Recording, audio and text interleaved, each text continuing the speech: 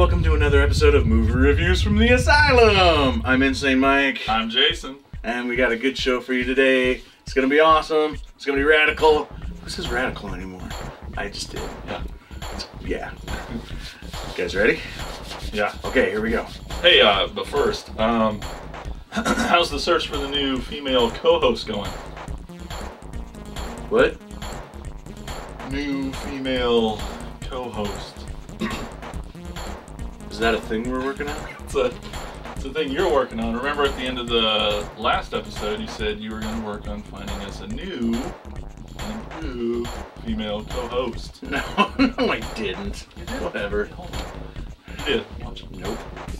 But now what? We have no place to do our show, and we have no contract to make us famous, and Lucy's gone. Well, my friend, the show must go on.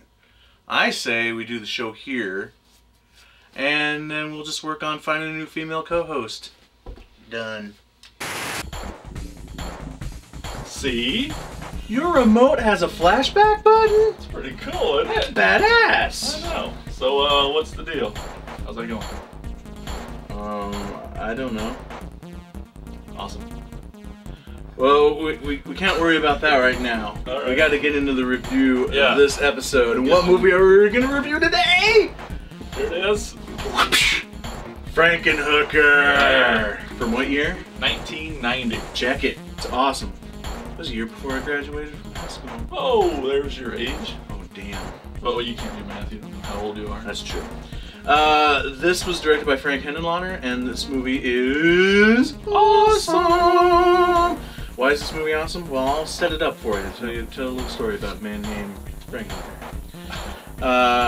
This movie about this guy and his girlfriend gets killed, so he decides to put her back together again with hooker parts. Kind of a la Frankenstein style with lightning and stuff, and then she comes back and he's got her stitched.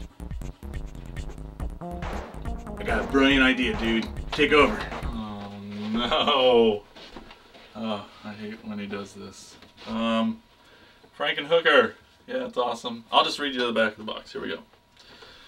The Frankenstein legend gets stitched up by the makers of Basket Case and Brain Damage. You know, awesome film. Check those out too. In this outrageous horror comedy, when it's pretty, like his pretty fiance goes to pieces in his leg and run away alone. Inspiring mad science fiction Franken. A hatchet and unorthodox that spot reassembles his girlfriend with body parts. The girl runs amok. An trick that literally makes Dan Jeffries still finds the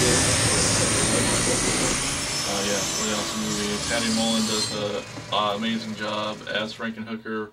Mike and I fortunately got to meet her last summer at a convention. She was super cool, and Oh, man.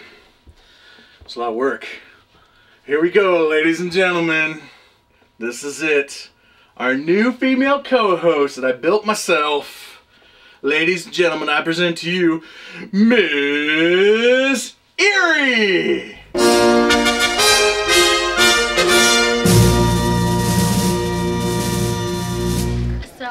So anyway, Frankenhooker is awesome. Like Jason was talking about, Jeffrey Franken, his girlfriend gets run over by a lawnmower and she's dead. She's all chopped up to bits. He saves her head, her foot, a hand, and a toe. That's all the parts that he was able to keep in this like freezer full of purple goo, and somehow that keeps things fresh. But then he has like a little dinner date with the severed head and gives it wine, and it spills out the bottom, and it's like, oh, you're gonna live on your face. Anyway, he wants to bring her back. He can't live without her. He's just obsessed with his girlfriend. Wants to bring her back. So he gets the brilliant idea of making super crack. Yeah, super crack. And this crack is like, it's made of rock candy. And basically, if you smoke it, you will explode. So he decides he's going to go find the perfect body part. Oh, I didn't mention the fact that like his girlfriend was kind of chubby in the beginning, even though it's really bad padding around the hips and boob and gut area. So obviously she's not in real life, you know, chubby, because we're going to see that later when she's Frankenhooker. So he wants to put together the perfect body. Okay, so he's going to go hunting for hookers, and he finds some hookers, you know, and he's like, oh, I don't know if I can do this, blah, blah, blah. And he's like measuring legs and making little marks and stuff like that. And they think he's just kinky or whatever. But then they find the super crack, they all smoke it, and then they turn into mannequins and explode. And that's a great scene. Really awesome.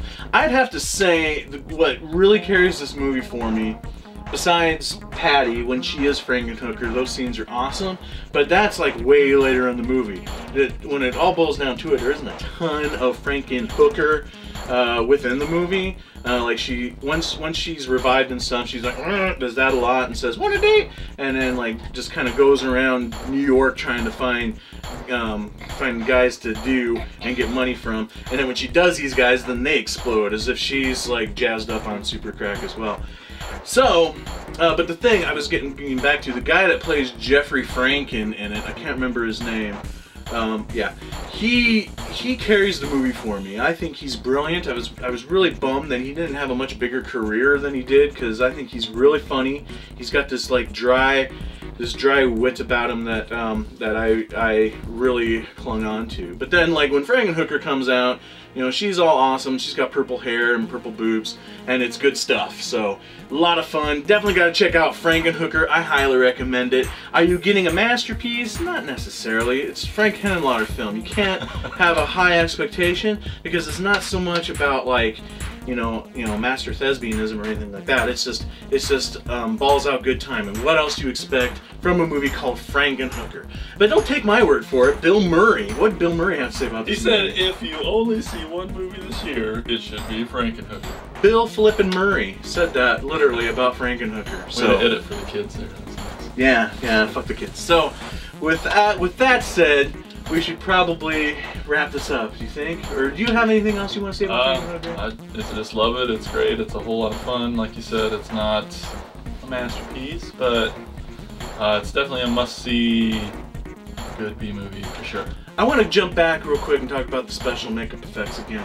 Like, Frankenhooker, her look was pretty BA, because she would have like the forearm had a darker tone to it than the upper arm.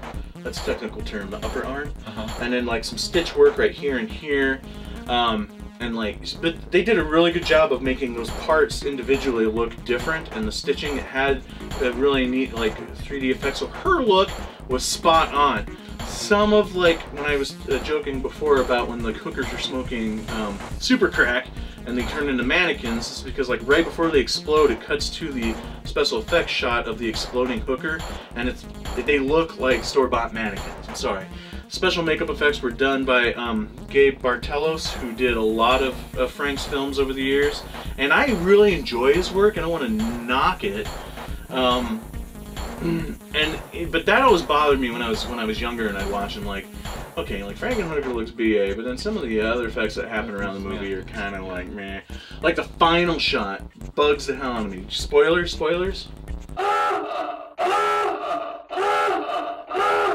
Do you remember how this movie ends? This movie ends where Jeffrey dies, and Frankenhooker brings him back to life by piecing his head on another body, but she pieces his head on a female body. So he wakes up on the table, and it's his head on a female body, and you know, but it's very poorly done. You can see his head is obviously sticking through the table with this like very rubbery female body attached to it. It looked terrible. Sorry, it looked terrible. Now, Frank Henenlotter says, like on the commentary track and stuff, that's actually kind of the look he was going for. He wanted really unrealistic looking effects. And he got it. And he got it. So much so that Gabe was like, we could definitely do this a lot better, and Frank's like, no, no, no, no, no. I want it to look bad, I want it to look cheesy, a la making it kind of reflect like older like 50 styles movies and stuff like that. But not only that, but he knew he was going to take issue with censors in this movie, which he did. He got attacked pretty hardcore by the censors, which is really nothing in this movie. It's not like overly gory, it's not violent. I mean, yeah, there's a lot of boobies and stuff like that in it, but it was getting like X ratings when it really isn't, you know, anything beyond an R rating in this movie. His name draws attention.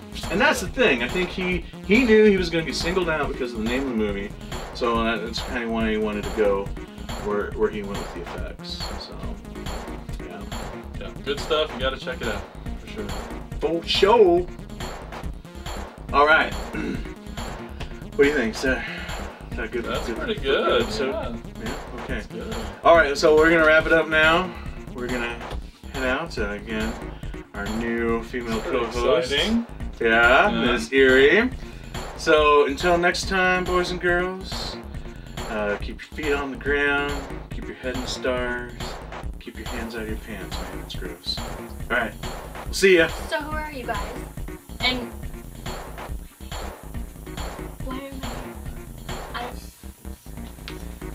why am I here?